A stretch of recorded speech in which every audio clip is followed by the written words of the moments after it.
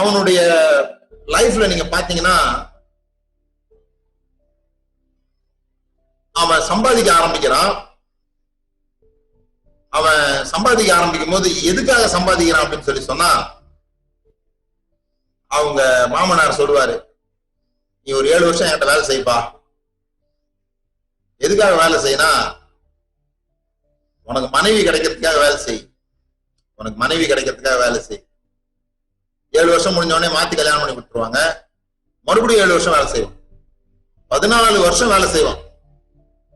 வேலை செஞ்ச பிறகுதான் அவனுக்கு தெரியும், நம்ம என்ன நம்ம கிட்ட பைசாவே இல்லையேன்னு யோசிப்பான். ஒரு நாள் அதிகாலையில் எழும்பி, நான் இவ்வளவு நாள் வேலை செஞ்சேன், என்கிட்ட பைசாவே இல்லை, 2 மனைவி தான் இருக்குது, அப்படி யோசிப்பான். சோ இன்னைக்கு நான் உங்ககிட்ட ஒரு கேள்வி கேட்கிறேன், நீங்க எதற்காக வேலை செய்றீங்க? எதற்காக வேலை செய்றீங்க? உங்களுடைய சம்பாத்தியத்தினுடைய இலக்கு என்ன அப்படின்னு பாத்தீங்கன்னா குடும்பம். சம்பாத்தியத்தினுடைய இலக்கு மனைவி. மறுபடியும் யாக்கோபு மாதிரிதான், அவன் மனைவிய பெறுவதற்காக சம்பாதிக்கணும்னு நினைச்சான். நாம மனைவி இருக்கிறதுனால சம்பாதிக்கணும்னு நினைக்கிறோம். அவங்களுக்கு சோறு கொடுக்கறதுக்காக, பிள்ளைங்களுக்கு சோறு கொடுக்கறதுக்காக, ஒரு வீடு கட்டுறதுக்காக, அப்படி ஒரு இந்த குடும்ப யாரும் அபண்டன்ஸுக்காக சம்பாதிக்கல. அதை சொல்றேன் நான். நாம சம்பாதிக்கும் போது ஐஸ்வர்யவனாகணும் அப்படிங்கிறதுக்காக நம்ம சம்பாதிக்கல. நம்ம சம்பாதிக்கும் போது எதற்கு சம்பாதிக்கிறோம்னா, நம்முடைய குடும்பம் திருப்திப்படணும் அப்படின்றதுக்கு சம்பாதிக்கிறோம். அந்த கோல் இருக்கிற வரைக்கும் யாக்கோபுனுடைய லைஃப் வேற மாதிரி இருந்து. அந்த கோல் இருக்கிற வரைக்கும் அவன் பெரிய ஆளாகவே இல்லை. ஏதோ சம்பாதிச்சு அவன் வாழ்க்கையில அவன் எதை நினைச்சானோ அதை பெற்றுக்கொண்டு அப்படி ஓடினானே தவிர, அவனோட வாழ்க்கையில அவன் பெரிய அளவுல அடையல. ஆனா ஒரு நாள் அவனுக்கு இந்த விழிப்புணர்வு வந்தது, நம்ம இன்னும் நமக்காக எதுவுமே சேர்க்கலையே, நம்ம என்ன பண்ணிட்டு இருக்கிறோம் அப்படின்ட்டு மாமனார்ட்ட போய் பேசுறான். அப்போ மாமனார் சொல்றார், உன் சம்பளத்தை நீயே நிர்ணயம் பண்ணு. உன் சம்பளத்தை நீ நிர்ணயம் பண்ணு. இந்த முறை உன் பொண்ணைத்தான் அவன் கேட்கல. மாமா உன் பொண்ணை கூடல இருந்து இப்பதான் மேல வந்துக்கிறான். வந்து என்ன சொல்றான், அவன் ஸ்பெசிபிக் ஆயிட்டான். இதுதான் புள்ளி உள்ளதெல்லாம், புள்ளியும் வரியும் உடையதெல்லாம் எந்து.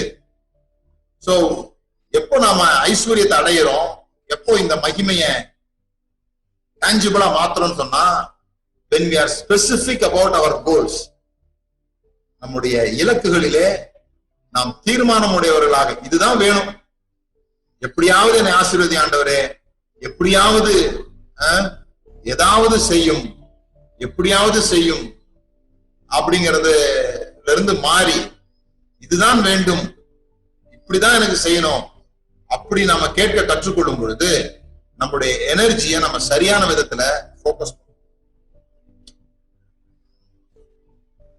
ஏன்னா நம்ம இந்த ஆசீர்வாதத்துக்காக ஜெபம் பண்ணும்போது நம்முடைய எனர்ஜியும் நம்முடைய போக்கஸையும் தவறான இடத்துல பயன்படுத்தும். ஏன்னா ஆசீர்வதியும் ஆண்டவரேன்னு சொல்லி 40 வருஷம் ஜெபம் பண்ணி ஒண்ணுமே இல்லாம செத்து போன ஆள்லாம் இருக்கிறாங்க. ஆசீர்வதியும் ஆண்டவரே அப்படின்னு சொல்லி ஜெபம் பண்ணி ஒண்ணுமே கிடைக்காம, பஞ்சத்துல சாப்பாட்டுக்கு வழி இல்லாம செத்து போன பிறகு மத்தவங்க எல்லாம் ரொம்ப மகிமையா அவரை பத்தி பேசுவான். இந்த உலகம் அப்படி பேசும் பாருங்க, ரொம்ப தாழ்மையா இருந்தாரு, ஒரு விஷயம் கூட, ஒரு மாத்து துணி கூட இல்லாம செத்து போனாரு, அப்படி இப்படின்னு ரொம்ப ரொம்ப பெருமையா பேசுவான். வாழும் பொழுது அது தேவனுக்கு மகிமையை கொண்டு வரல. சோ ஃபர்ஸ்ட் நம்ம புரிஞ்சுக்க வேண்டியது, we are blessed, நாம் ஆசீர்வதிக்கப்பட்டிருக்கிறோம். நம்ம சம்பாதித்து ஏதோ வேலை செய்து நம்ம ஆசீர்வாதத்தை சுதந்திரிக்க போறது இல்ல, நம்ம ஆசீர்வதிக்கப்பட்டிருக்கிறதுனால வேலை செய்ய போறோம். அதை புரிஞ்சுக்கணும்.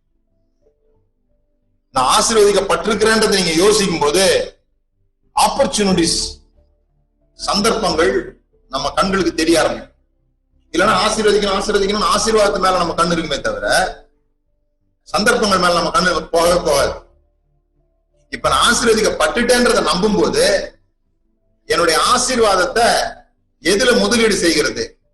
என்னுடைய ஆசீர்வாதத்தை எப்படி வீணாக்காம இருக்கிறது, என்னுடைய ஆசீர்வாதத்தை எப்படி விதையாக கனியாக மாற்றுவது அப்படின்னு யோசிக்க ஆரம்பிச்சு. அப்படி யோசிக்க ஆரம்பித்த நிமித்தமாக நம்ம முன்னால பல பேருக்கு பிரச்சனையா தெரியுது, நமக்கு சந்தர்ப்பமா தெரிய ஆரம்பிக்கும். அதுதான் ஜெபம். ஜெபம்ன்றது ஆண்டவரை செய்யும் செய்யும் செய்யும் கேட்கறது இல்லை. அப்படி கேட்கறதுனால ஆண்டவர் எதுவும் செய்ய போறது இல்லை. ஒரு பேங்க் மேனேஜர் கூட நீங்க போகும்போது லோன் கொடுன்னு கேட்டா, லோன் கொடுங்க ஐயா, எப்படியாவது லோன் கொடுங்க ஐயா, ஐயா ஐயா கால்ல கையில எல்லாம் உளுந்து புரண்டா கூட பேங்க் மேனேஜர் லோன் தர மாட்டார். ப்ராஜெக்ட் எங்கன்னு கேட்பார். நீ என்ன செய்ய போறன்றதுக்கு நான் லோன் கொடுக்கணும், நீ என்ன செய்ய போற? அப்ப ஒரு நோக்கமே இல்லாம போய் ஜெபம் பண்றது, என்ன ஆசீர்வதி ஆண்டவரே, குடும்பத்தை ஆசீர்வதின்னு கேட்கறது தவறான ஜெபம். ஆனா நீங்க ஆசீர்வதிக்கப்பட்டவர்கள் என்பதை உணர்ந்து கொண்டிருக்கும் போது உங்க கண்களுக்கு முன்பாக மற்றவர்களுக்கு தோன்றாத, மற்றவர்களுக்கு பஞ்சமாக தோன்றுகிற விஷயம் உங்களுக்கு ஆசீர்வாதமான நிலமாக மாறும். ஈசாக்கு அப்படி மாறிச்சு பாருங்க. தேவன் அவனை ஆசீர்வதித்ததுனால அவன் நூறத்தனையாக பலனை பெற்றான். நூறத்தனையாக பலனை பெற்றதுனால அவன் ஆசீர்வதிக்கப்பட்டவன் கிடையாது. தேவனுடைய ஆசீர்வாதம் அத ஸ்ப்ரவுட் பண்ண வைக்குது. தேவனுடைய ஆசீர்வாதம் தான் ஐஸ்வர்யத்தை தருது. நீங்க ஆசீர்வதிக்கப்பட்டிருக்கிறீங்கன்னு சொல்லி சொன்னா நீங்க ஐஸ்வர்யத்தை பெறுவதற்கு எல்லா தகுதியையும் உடையவர்.